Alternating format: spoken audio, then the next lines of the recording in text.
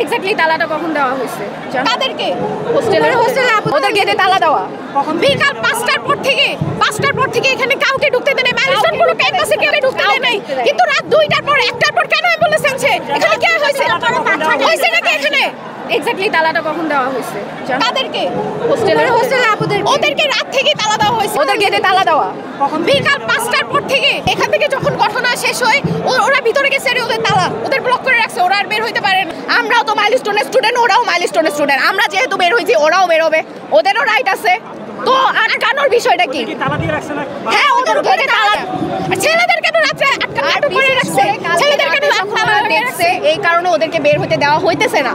বস দেখেন, আমরা এখানে ছিলাম না, আমরা যারা আমাদের বাসায় যে আমরা যখন বলে ফেলছে যে এখানে আর কোনো লাশ নেই, আর কিছু নাই, আমরা যে যার বাসায় চলে গেছি। কিন্তু যারা হোস্টেলের স্টুডেন্টরা তারা তো এখানেই থাকে, সো তারা সবকিছু দেখে। 2টার দিকে কেন অ্যাম্বুলেন্স আসবে? 2টার দিকে কি আকাশ থেকে লাশ পড়ছে? অ্যাকচুয়ালি কালকে যখন এই ঘটনা ঘটছে, এরপরে আপুদেরকে উপরে যা হোস্টেল আছে ওরা সব দেখছে, যেহেতু আমরা কেউ ছিলাম না এখানে। রাত্রে 2টার পরে তারা যখন বলছে কোনো লাশ নাই, 2টার দিকে কেন অ্যাম্বুলেন্স এসে লাশ নিয়ে গেছে, অবশ্যই তারা সবকিছু জানে। তার লাইভে এসে আমাদেরকে ইনফরমেশন দিচ্ছে।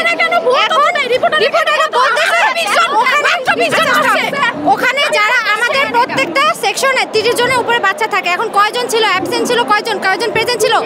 বাচ্চারা 60-50-এর উপরে, তো অবশ্যই তারা স্পটে ডেড হয়ে গেছে। তারা বলতেছে এখনো 20 জন মারা গেছে। এটা তো সম্পূর্ণ ভুল তথ্য। আপনারা যেহেতু শুরু থেকে ছিলেন, আপনারা সব দেখতে পারছেন কয়টা অ্যাম্বুলেন্স আসছে, কয়টা লাশ নিয়ে যাওয়া হয়েছে, আপনাদের সামনে কতগুলো লাশ নিয়ে যাওয়া হয়েছে। আপনারা কিভাবে বলেন 15-20 জন মারা গেছে, যেখানে 40% পুড়ে গেলে মানুষ মারা যায়। 40% পুড়ে গেলে ডাক্তাররা কোনো সিওরিটি দেয় না।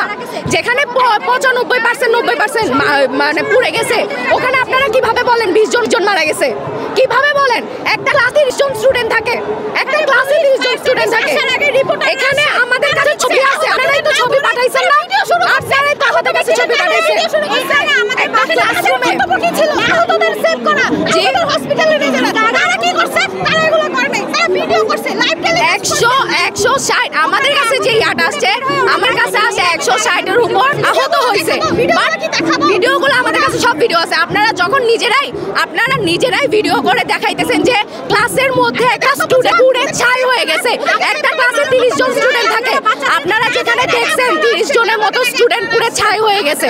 আপনারা কিভাবে বলেন যে 20 জন মারা গেছে? আপনারা কিভাবে 19-এর মধ্যে যান? আপনারা কিভাবে মানুষকে সকালবেলা একটা আঙ্কেল আমার কাছে আয়সা বলে, ভাই কয়জন মারা গেছে? খবরে দেখাইতেছে যে 19 জন মারা গেছে। কেন আপনারা 19 জন মারা গেছে দেখাবেন? এখন বলবেন, আমরা এখন বলতেছি, আমরা সাক্ষী, বলবেন মারা গেছে 160 জন, আপনারা বলবেন? সিচুয়েশনটা কি? আপনারা যদি চিন্তা করেন, এখনো তাদের বলা হয় না তাদের বডিটা কোথায়। ওখানে আমাদের 30 জনের বেশি, 50 জন ওভার প্লাস ওখানে ডেড হয়েছে। তাহলে কারা কোথায় আছে, কিভাবে আসতেছে, এটা আগে আমরা জানা উচিত না যে নিহত সংখ্যা কোথায়, সংখ্যা কতজন মারা গেছে।